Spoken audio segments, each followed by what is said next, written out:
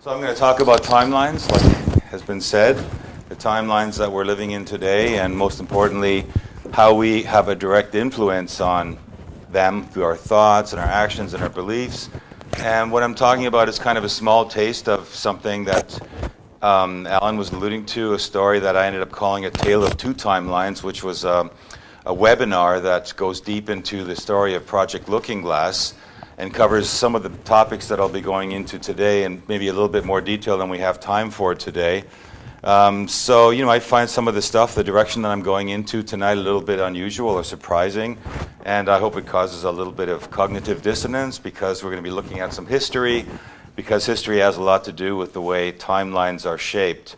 And the actual looking glass device that I'm talking about has, this is what it looks like. I thought I'd give you a quick view of it before we go deep into it. And I have actually the honor tonight of having Dr. J.J. Hertak in the audience, who is somebody, because this is a secret space technology, you could say it's secret government technology. And Dr. Hertak is personally familiar with that information. I had the opportunity also to work with Dr. Elizabeth Rauscher, very close to our speaker, Frank, and myself, and my wife, Dr. Desiree. We put together a book called Mind Dynamics in Space and Time, which is the real X-Files story from Stanford Research Institute. Elizabeth wrote over 450 scientific papers and would have received the Nobel Prize had she lived long enough. The bottom line is, I knew back in the 1980s in areas of parapsychology and paraphysics, there was, shall we say, the possibility of going forwards and backwards of time through mind projection. And I had heard the story, although I never saw this in print. And so what I'm saying is really secondary. But I heard this from top scientists in the upper 1% of Silicon Valley, that there were individuals who were able to go back in time and look at historic events. And these individuals were blessed through contact experience, what we will now call the ETs or extraterrestrials.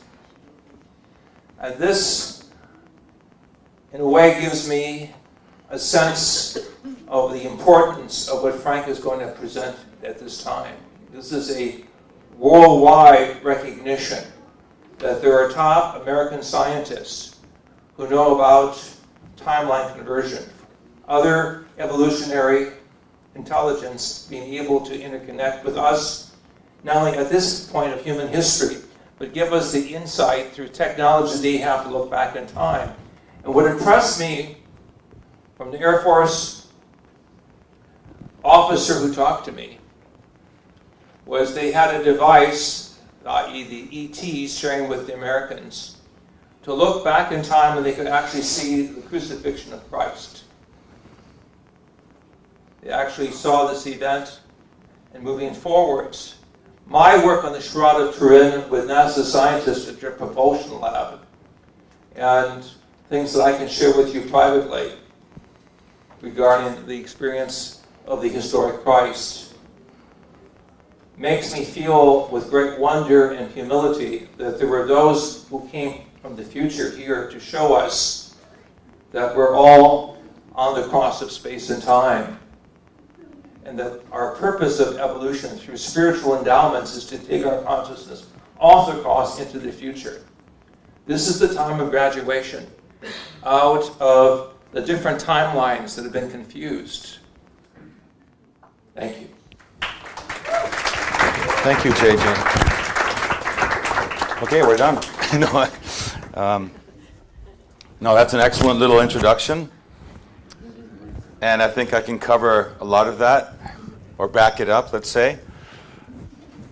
With respect to this particular time viewing device, it works in conjunction with not only a mechanical process, but in a proximity of something called Stargates, which are both artificial and natural.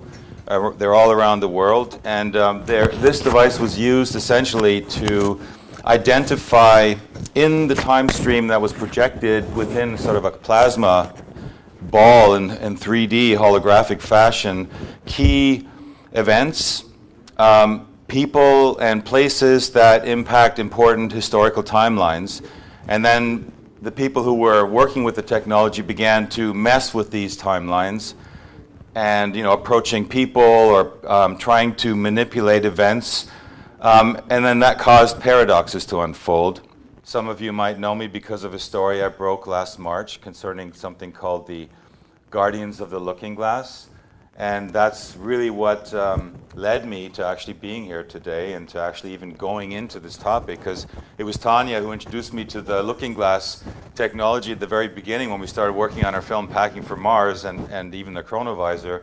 But I never thought I would, it didn't relate to Mars or the film Mars, and I never would have thought that, 10 years later, I would happen to just by total pure accident stumble on this story. And I wrote up that story, and it went viral, and here I am. So anyway, back to the looking glass. Basically, what we had here is a technology that was built which would give those people who operated that technology, of course, a huge advantage over people who didn't have the technology, because they could see and view timelines within a stream, within a field of this object that was placed at one of these portal points, one of these energy vortex points on the planet. And the awareness of this technology came to us through certain whistleblowers, starting about, was it 10, 11, or actually maybe 15 years ago, you could say. And one of them was a guy by the name of Dan Burish, who went into some detail about how that technology was acquired. And essentially, it starts at the end of the Second World War, so starting in the late 1940s. It was the first time that the United States ever came into contact with certain ETs, you could say, who began appearing over the skies of the United States. And their appearance, again, was accompanied by crashes and captures of both the craft and the pilots piloting that craft. And it leads directly to the formation of what Richard Dolan calls the breakaway civilization, which is arguably that which was created by one ultra secret society that was called Majestic 12. It's they who have ultimately come into possession of the looking glass material and time travel and other technologies ever since. And in 1963, afterward, they formed another group, an umbrella group called the Committee of the Majority, and they, did this because they spread on an international level, because they also heard that the Russians were in touch with these ETs as well, and they were trying to keep it contained and form treaties with these beings, and thus came about that other umbrella organization. But the reason that this document is so valuable is because it's been authenticated by forensics experts. So it makes it one of those foundational documents or sources that we know and we can trace. And I thought it was interesting because I didn't really pay much attention. I actually had a copy of it in my archives, and I only rediscovered it after I started working on the webinar for A Tale of Two Timelines. And I remember Richard Dolan telling us a story about how he'd been briefed by a CIA insider who was present in 1977 when President Jimmy Carter was briefed about the existence of these craft and these pilots. And he talks an interesting story about how Carter was sitting there sobbing with his head in his hands.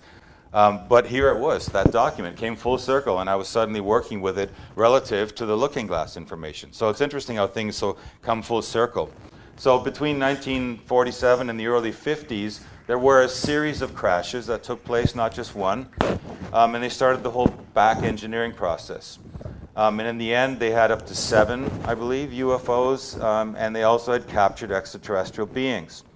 And they ended up being put into an area called Area 51, which we all know, and the looking glass has ended up in that as well, in S4 Area 51, and was all classified under the strictest levels of secrecy, of course, until they figured out who they were dealing with. And what they really discovered, in principle, is that the ETs are not really truly ETs. Technically speaking, they're us. And it was us from the future. The captured aliens that they had found, they called them J-rods, came from Zeta Reticuli, which is what we are going to colonize in the future. That's their past. And they traveled back 52,000 and 45,000 years respectively to exactly before this time, before this event takes place, for different reasons. And it's interesting because looking at Chernobrov's timelines again, you can see that in 1949 is another event in the timeline that takes place. So it's interesting how that all coincides. One of the things that I always try to look for is, when you only have one source of information, it might be interesting, but it's much more interesting if there's another backup source that verifies it, and even better if there's a third source that will confirm that there was something happening around this time to change the timelines. So what they found was that there are three types of beings. There's two J-rods, which were called P52s. The P52s were for 52,000 years in the future, and the P45s were from 45,000 years in the future. And the P45s were kind of split into two groups. There were the neutral P45s, and there were the rogue P45s. And the P45s weren't interested in helping us. They were just here to harvest genetic materials which they had lost over the course of tens of thousands of years of exposure. And their 7,000-year descendants, the P52s, also returned because I guess they must have developed empathy in those 7,000 years. But they came back and they were trying to tell us how our consciousness can affect our timeline. It can affect even not just the timeline, but also cosmic events. They were trying to tell us that the cosmic event, which is about to happen, can be affected by our collective consciousness. It was a revolutionary idea. Of course, back in those days, probably people were having a hard time swallowing that. But they were essentially telling us that it's going to play out in two ways. And we'll get into it in a little bit more detail. But they were saying that it could end up with a timeline that prevails that's an organic timeline, where mankind will begin to wake up and en masse and will interfere with the agenda that's being driven by those who'd like things to go their way. And that we will change the trajectory of that course by raising our consciousness, and then there's going to be some event, and our change in consciousness will actually set in motion a positive version of how that event affects us. It'll create a virgin new timeline that no one's ever experienced before. So I found that interesting because we've heard about ancient civilizations like Atlantis or Lemuria or Mu, and they come and go. They always seem to end in some huge cataclysm or some destruction, some destructive event happens, society blows up. It's like a loop, another time loop. And it seems to me like I can't imagine a universe with infinite possibilities would be limited to such a stupid loop. Eventually, it would have to crack that loop. So maybe here is the chance to actually break that loop. And the other timeline they were talking about that may prevail is, of course, the one that I'm describing as this transhumanist timeline. And to keep control of the narratives, another interesting point factor that comes out in this document, we don't have really time to go through much of it, but there's a General Nathan Twining, who had a role in Majestic 12 to keep keep a lid on the subject of dissemination of the reality of this interaction with these ETs, which are future humans. And the way he would do that was by disseminating fake UFO narratives, fake alien narratives into the scene of a burgeoning young UFO scene that was starting in the 50s. And so you can imagine, so all those stories that you'd hear about with the two-headed alien babies and stuff that you're standing at the cashier register, you see the Inquirer there, those are all kind of the result of the genius work of, General Nathan Twining. Incidentally, Twining was the guy in charge of the U.S. bombing campaign over Germany. So it's all in the family. And he was also in charge of Project Grudge and Blue Book, these are all sort of dissemination or marketing versions of stories to keep the population in the dark about these things. So that brings us to now. So that's kind of the history of how we got here and how that looking glass technology emerged. I guess I could add a couple sentences about that the J-Rods told us about where to find that technology. It comes from the Middle East. And in the Middle East, there are particular portals, and some of those portals are unnatural. They're artificial portals that were created by ETs. And when they found the blueprints, which is what they were looking for, which what they were told would be there, they built those blueprints, and that's how those machines came about. And I think they built them over multiple decades until they finally ended up in the 90s with the workable model that I showed you there. So along comes 2022. And it's been like 10 years since the last looking glass whistleblowers had been out there talking about it. Dan Bush and a few others, Bill Wood, and for example, Bill Brockbrader. But this suddenly appeared, this group calling themselves the Guardians of the Looking Glass. And I don't know how I found it, but it was a total fluke. I was on some Telegram channel scrolling through which I normally don't do because it's just mayhem. But for some reason, I was looking for a particular story with respect to the Ukraine war, actually. And there was something that popped up that said the Guardians of the Looking Glass. And I'm like, oh, I know about the Looking Glass. So I clicked on it and I landed on this YouTube page. At the time, there were only 2 videos and about 70 clicks. Nothing was going on. And I clicked on the first video and it said, "We are the Guardians of the Looking Glass. We're a group of former intelligence officers and military officials who have come together to release classified information about future events to come. Our knowledge comes from our work on the Looking Glass artifact, first discovered in Iraq, along with other discoveries in the 1990s. During this time, the artifact was activated by the US military and connected to computers. We were able to see dozens of future timelines and the convergence or singularities that led to 2 possible outcomes by the year 2030. In one outcome, humanity awakens and the current order is dismantled, and an event occurs, and instead of this event being negative, it is a positive one. In the other outcome, the current structure remains in place, a nuclear war takes place along with many horrible events, then the event occurs, and instead of being a positive event, it's a negative one." So I immediately goosebumps, thinking back on what I was just telling you about, what the J-Rods talked about decades earlier. Suddenly they come and they're mirroring this information. And that for me, just the whole Looking Glass thing, and the year 2030, that number keeps coming up. We know about Agenda 21, and actually 2030 is one of those key years of Agenda 21. So all these things made me sit up and take notice. I started looking around at what else was going on. And, there's one person that now pretty much personifies the transhumanist agenda. His name is Yuval Harari. And he's Klaus Schwab's future prophet. And he has a saying on his website that summarizes their belief system. It says that history began when humans invented gods and will end when humans become gods. So, thinking back on the P45s aligning with this deep state, that's what they believe.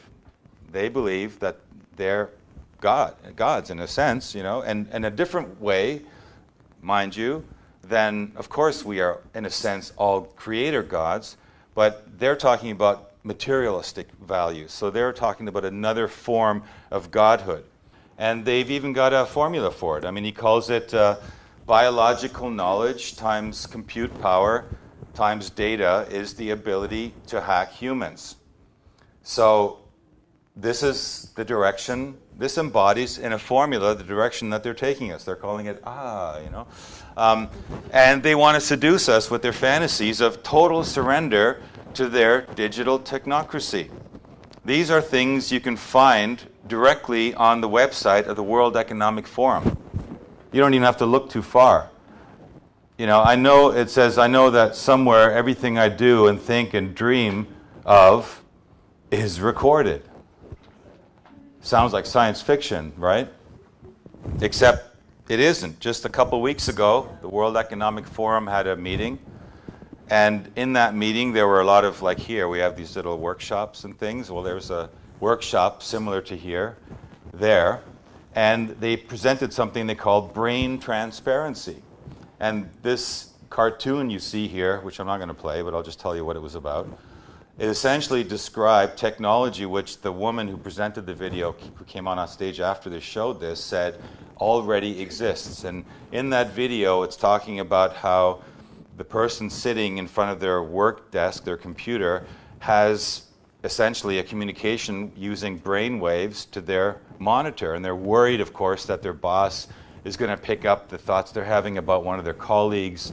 And then there's a final scene in the cartoon where she comes back to work, and there's a FBI and CIA agents, and they're hauling one of her fellow employees off in handcuffs because his brain waves indicated that he was colluding with others to defraud the company. And it was all sold under the promise of it's going to cut down on crime, of course, because in this new world, yeah, it's really good. And this new world, it's all going to be sanitized. No more crime. Everyone's brain waves will be monitored, so they'll be able to preempt any crime. And the last scene shows them grabbing all the boxes, because then they'll be able to use the brainwave data to see who's synchronized, who's in resonance with the criminal that they've already busted.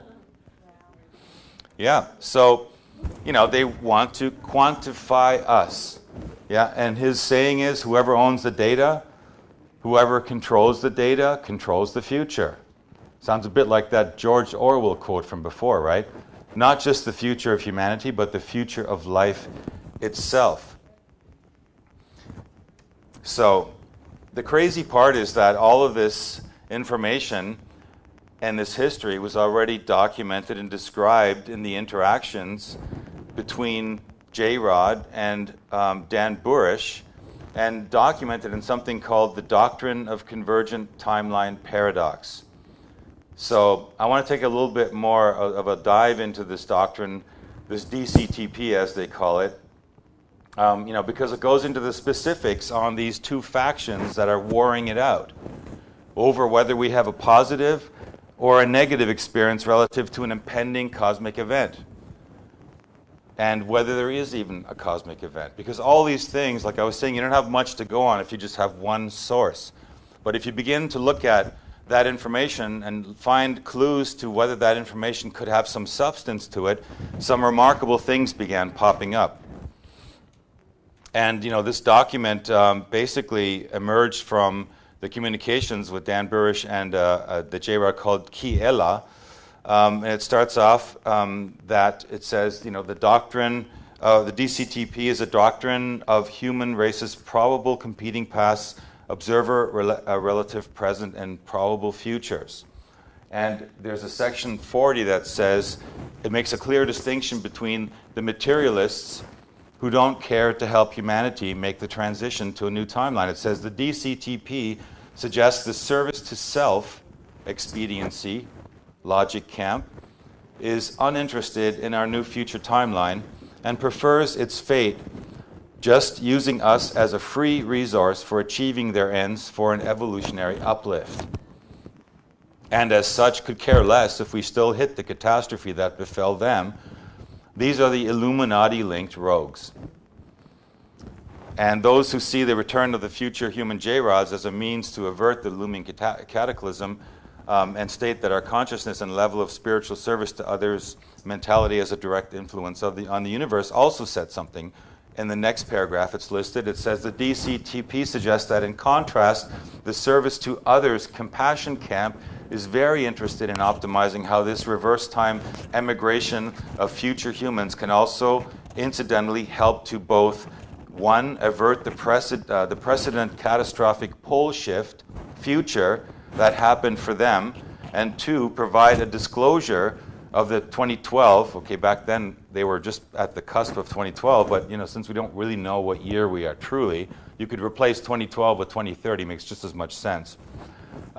Provide a disclosure of the 2012 event potentials in a way that can spiritually reinforce a more optimal evolutionary fate for present era humans. And this human group is comprised of the non-rogue future humans who are working with the present era faction known as the Magi. Then it goes on in paragraph 50. This is consistent with the deep state's desire to keep us in the dark. The rogue faction P45s are definitely not interested in helping us. The DCTP suggests that the rogue J-Rods are against disclosure of the situation in any manner that would promote present-day human species enlightenment, as this enlightenment provides human conscious souls freedom from their plans to continue to manipulate their ancestors after a fashion, to be an expedient resource for their own upliftment ends. This document was written probably between 30 and 50 years ago. Even the formulation of the sentences is a kind of language that only really fits into our present time. And okay, the manipulation they're talking about extends into all forms, of course, including, working with their ally Illuminati to suppress and control information flow, and the media, of course. So what we also need to talk about, which I don't want to leave you guys on a negative note, so the last bit of this workshop, I'm going to talk about what we can do about it, and that's got to do with the positive timeline, because it's not just negative. We have opportunity here, and I'm going to show you what those opportunities are, and it's supported by what's going on around us in the physical world. The J-Rods, they told us that basically they were talking about these two primary timelines. So this ultimate showdown is happening. So let's look again at a couple of excerpts from the Doctrine of Convergent Timeline Paradox. It says in paragraph 4, the DCTP suggests that there is a future where a possibly pole shift related environmental catastrophe is averted and does not happen. And relative to this different timeline, the future that generated the J-Rods as we know them will never evolve from our own, and we have taken a new path. So, in a way, they would become extinct. And the very fact that the J-Rods are here means that the last time around, we obviously blew it. So, but we have another chance, which is the way the cosmos, I guess, works, this loop, which we want to get out of.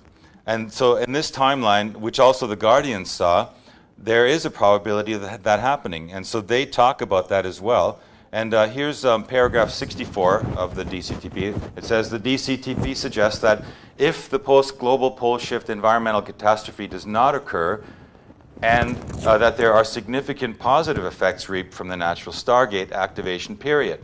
Remember, we're moving, we're in space around us. We have on our planet and around in the immediate space outside of our planet, we have these energy vortexes, these portals. So those portals actually serve a purpose. They are energy conducers.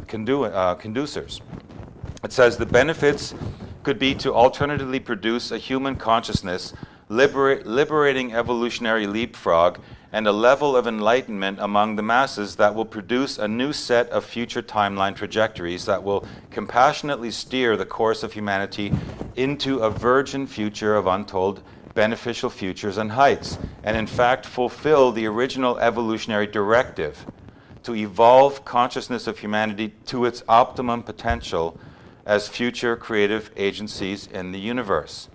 So it's telling us that we have a chance to break the cycle. And the way I see it, it's like, if we look at ourselves as connected to the universe wants to make this leap too. Why wouldn't it?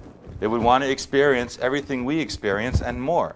And so these messages that we got from these J-Rods decades ago are trying to reinforce that idea. And now we're starting to, maybe the reason this came up now is because we're kind of at that last moment where we could make it happen.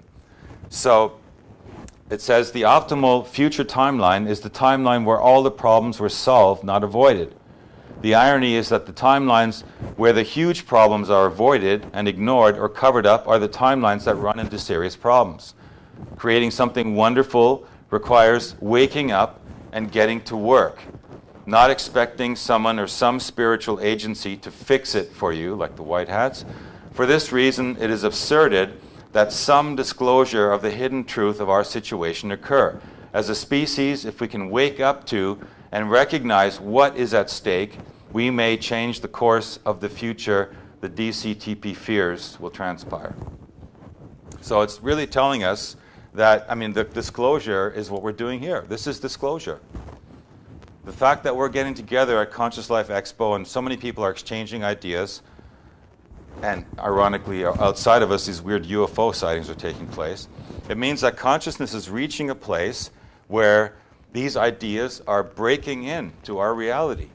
And we just need to channel them in the direction that is for our positive future. Our brains are functional interferometers.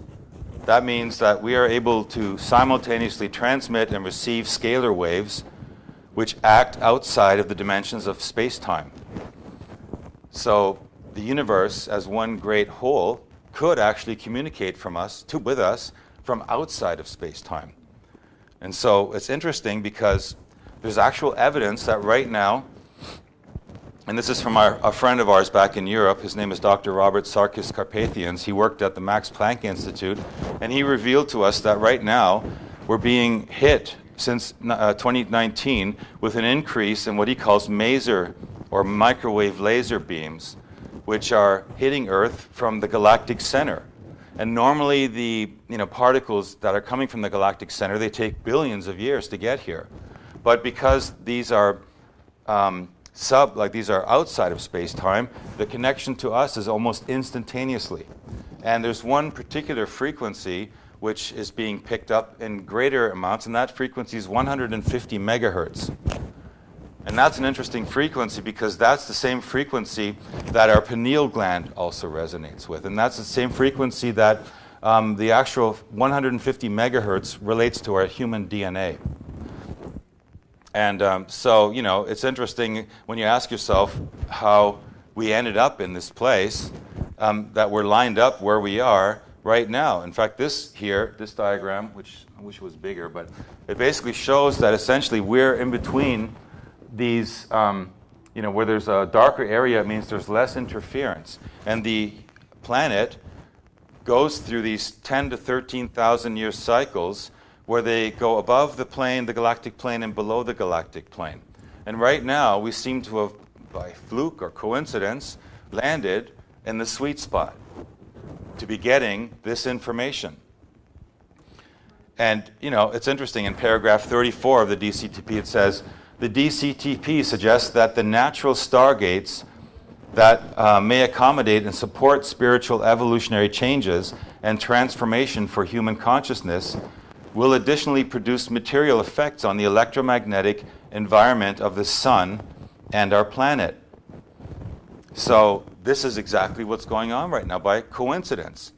It just so happens that right now you're looking, this is a picture of the last 3 solar cycles, and right now we're in what's called a major solar minimum, which is affecting the magnetic pole, the magnetic north pole, and the way these rays, these cosmic rays, are getting to us. When the sun's activity goes down, the heliosphere of the sun, which is the protective envelope which shields us from kinds of radiations coming from the center of the galaxy, also goes down, which means that more of that information or more of that energy is penetrating through to us than ever before. Our brain is affected by this. So it's like we're being involuntarily rewired, and maybe that's the hope for us, so we don't all have to meditate our way to enlightenment. Basically it just seems to be that by sheer coincidence, everything in the cosmos seems to have been lined up, like some magical orchestra where all the little players are put in position, and then boom. So it's interesting how we have also biology which coincides with using these information flows coming from the universe. One part of our biology is specifically designed to initiate profound changes in consciousness. And since our bodies function essentially as on the basis of chemical reactions within our bodies, this particular gland triggers states of emotion and states of consciousness. And as I showed earlier, emotion creates reality. And that particular part of our brain is called the pineal gland. And the pineal gland is connected to what's called the Schumann frequencies, which are this magnetic belts, these magnetic bands around our planet. And when the pineal gland is actually the first organ in the brain that is developed in the fetus at 7 weeks. And it's almost as if that gets mature, and it's like a cell phone logging into the cell tower being the Schumann frequencies. So it starts the download of information that eventually becomes us. And the frequency at which the pineal gland resonates at is 8 hertz. which is the same, by coincidence, as the Schumann frequencies. So simple math shows us that when two objects begin resonating together at the same frequency, they enter into coherence. And this is where the transfer of information comes. And this frequency of 8 hertz is also considered magical by American scientist Dr. Andrei Puharich, who says that this frequency has the unique ability, by coincidence, to penetrate through physical matter, meaning that it's not subjected to the constraints of space and time. So, could the pineal gland be the part of our brain that connects us to the fifth dimension, to this new dimension, this new world that we're talking about? To the scalar waves, carriers of information? It's also interesting to think of the fact that the pineal gland is called, what is it called? The third eye. I mean, even though it's not here, because people always say the third eye is here, it's actually right in the center of our brain. Another interesting fact about it is that it's sitting in a cavity of your brain that's got room around it, like a hollow space. And that's actually unusual. Usually every single every little millimeter of our brains is filled, everything is exactly thought out. And you ask yourself, well, why would it leave space around the pineal gland? Will the pineal gland get bigger? And what is it with the calcification of the pineal gland? It's like our society, again, is doing everything it can to introduce things like calcium, which is a major blocker of the pineal gland's function. Fluoride as well. And our friend, German biophysicist Dieter Burst, describes it as follows. From ancient traditions, we can learn that this unique organ represents a connection between our earthly existence and our immortal core of being. From these traditions, we also learn that it offers us the possibility to perceive our world unadulterated and thus to recognize every kind of manipulation and lie. Ties right in again into what the doctrine of convergent timeline paradox, what the J-rods were telling us. So, it turns out that this activation corresponds to the connection between us as physical bodies and the information field stored within the Earth's magnetic field. And I wanted to show you a couple of interesting quotes that came from a document called the 33 Arcs of Soul Resonance. Here's another confirming source of information, another substantiation, let's just say. And it says, of course, not everything is predetermined. There are chaotic factors that are left to free will. Some hyperdimensional forces, aware of the coming shift, are banking on the suppression of mass frequencies that lead humanity into a likely future where these forces harvest maximum energy and maintain control, whether in this density or the next. This can include everything from mass loss of life to genetic assimilation and spiritual enslavement. To some extent, this has already happened, and the world as we know it today is the end result of the recent revision of the timeline. And yet, time marches on and the final future is still open. This brings us to what we can do as individuals. The wiser sources say we should just be ourselves, remember who we are, and radiate the essence of our soul. In fact, we are all frequency anchors. And it's interesting because the source of this document goes back to the 1990s. Again, we have seemingly a data dump that took place about 30 years ago. And it corresponds, all of it, like the same source of information was coming, the same kind of information was coming from various sources. And the idea that we are literally frequency anchors means that we anchor through our frequency of awareness, going back to the Hawkins scale at the very beginning. The more we nurture those frequencies of thought, translating into actions, we actually can, with a very small number of us, begin to anchor in this new earth, this new ideology, and give it a fertile ground to stay alive, at least to maintain its presence here. And here's a few powerful words on the subject of solution, because we always talk about how are we going to solve these problems. And I think they're very, very powerful. They say the solution is not something anyone can give you. It is no solution that can happen due to the efforts of the few, and it is not a fix-all for everyone. It is based solely on each and every individual deciding that he no longer desires to be ruled over and be a slave. The responsibility falls directly on each of us, and if enough of us come to this conclusion, any tyranny would end quickly. Enough people standing on their own 2 feet and saying no, regardless of the risk, is our only chance. You know, we can't wait for some leaders to come and solve the problem for us. Always going to lead us to the same pyramid structure. Someone seems to have a solution. We have to find it within ourselves to make the change on a very fundamental level. In order to gain real freedom, you have to want it badly enough to do whatever it takes to gain enough self-respect to understand the importance of your life. No one can give you freedom. You have to demand it unconditionally. You have to rebel within yourself and not rely on any other to give you something that they have no power to give. This is an individual struggle based on the cooperation of many who desire the same thing. It is not and cannot be accomplished by hiding in the crowd, cowering in fear, expecting others to give you an impossible, easy solution, and avoiding the pain of becoming free. You, each of you, has to decide for yourself. Yes. Yeah? So, you know, we create our timeline with our emotions, and you know that you have to know what you want and who you are. And the idea of us as being creator beings means that we really have the ability to create reality from within ourselves. But it has to start here. We can't have anybody come and save us. It's just going to lead us to the same savior complex over and over again. So we have to stop giving them our energy unconsciously, meaning that I hope some of the things that I showed you here tonight give you a view as to what to look out for to avoid the pitfalls. We have to begin to feel the powerful emotion of joy in our creative abilities and direct them toward our own vision of a timeline, of a positive timeline. Think about what that timeline might look like in the future. How would you see that?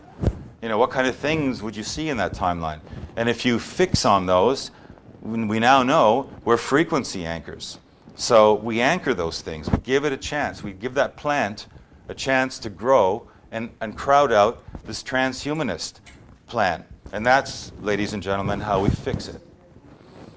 And there's one more thing I want to give you to take home on your way.